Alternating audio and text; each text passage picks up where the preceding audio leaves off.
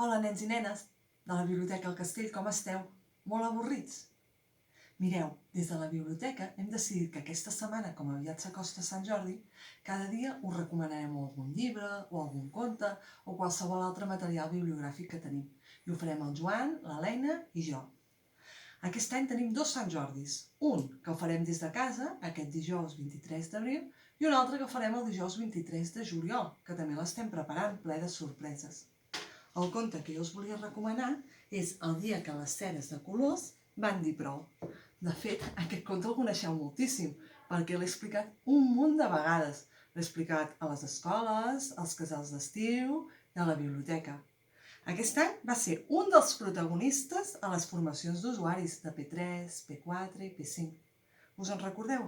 Que la lletra fils va amagar tots els seus protagonistes a la banyera de la caseta de contes? Ai, aquesta lletra fils, ben confinada que està era a la biblioteca. Mireu, però jo no us el llegiré. Vull que vosaltres l'expliqueu als vostres pares, mares, germans, a qualsevol persona que tingueu a casa. El que sí que he fet jo és que he agafat totes les meves ceres de colors, els hi he fet punta, perquè quedin ben elegants. Els hi he dit, avui heu de sortir en un vídeo.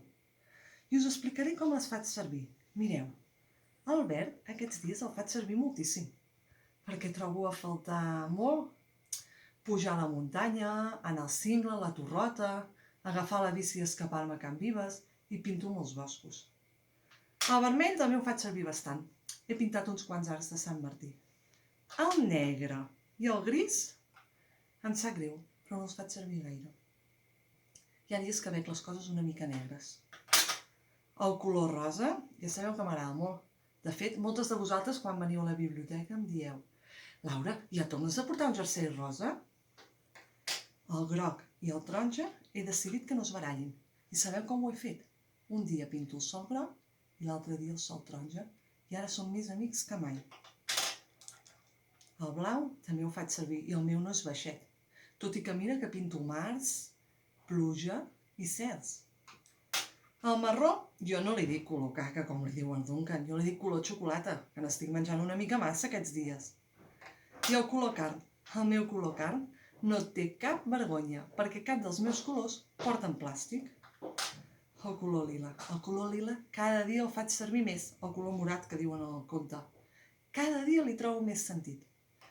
I el color blanc, us en recordeu, que volia ser el gran protagonista? I jo li vaig dir, va, no pateixis, que quan faci el vídeo tu seràs el gran protagonista. I mireu per què l'he fet servir. Tot anirà bé, ho ha escrit el color blanc, perquè tot anirà bé i molt aviat ens tornarem a retrobar a la Biblioteca El Castell.